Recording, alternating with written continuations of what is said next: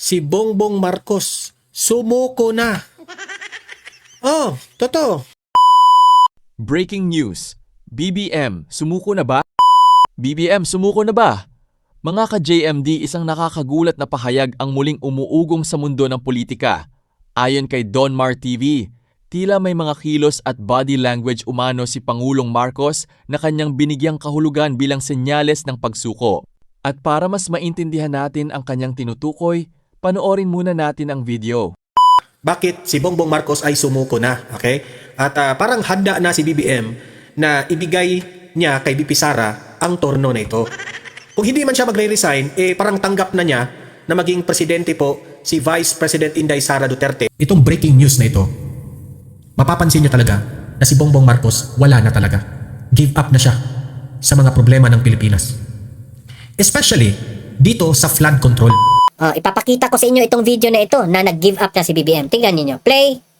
Kakatapos lang namin yung briefing tungkol sa flooding situation sa Region 3. Kakatapos nilang inikot-ikot. Ganyan naman sila eh. Diyan sila magaling. Nakaabang yung media, ikot-ikot sila, tinututukan ng mga video camera ng media, tapos mag-e-explain. Talagang ramdam na napakabigat ang ulan at napakarami ang bumagsak na tubig. Kaya't na-overwhelm lahat ng mga ating mga flood control na flood management program. Ang problema, kitang-kita, siyempre alam naman natin na marami sa halimbawa sa Bulacan na mga flood control na hindi naman nagawa. Kaya nagkakaganto. Ngunit kailangan din natin maunawaan na hindi lang dahil sa problema ng flood control project, kung hindi pati na sa lakas talaga ng ulan na hindi pa natin nakita. Di ba? Hindi raw sa flood control ang dahilan. Bakit bumabaha? Dahil lang sa ulan. So, ganyan na lang ba, Mr. President? Ang sasabihin mo in front of the camera? Wala kang solusyon? Wala kang solusyon? Give up ka na?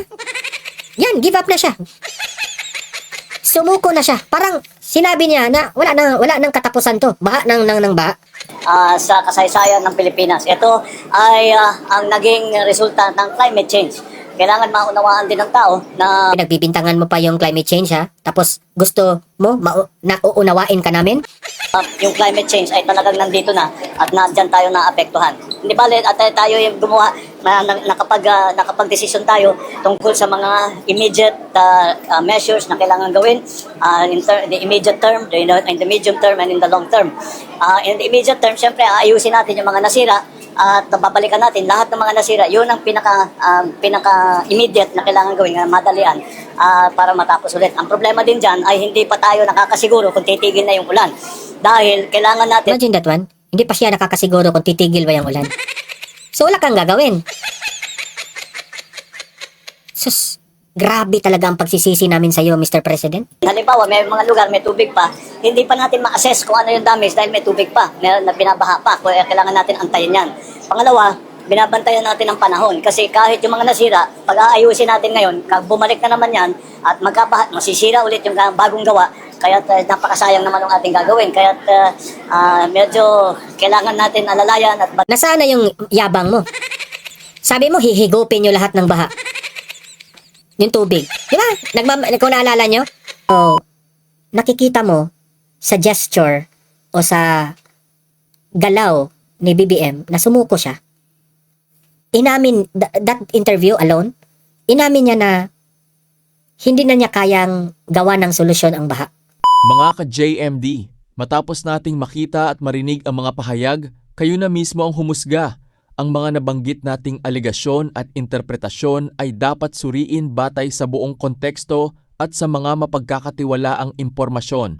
Kung nagustuhan ninyo ang ating update, huwag kalimutang mag-like, mag-comment ng inyong opinyon at i-share ang video.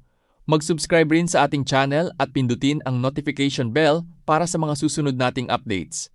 Maraming salamat sa inyong panonood. Ako ang inyong kasama sa bawat mainit na kaganapan.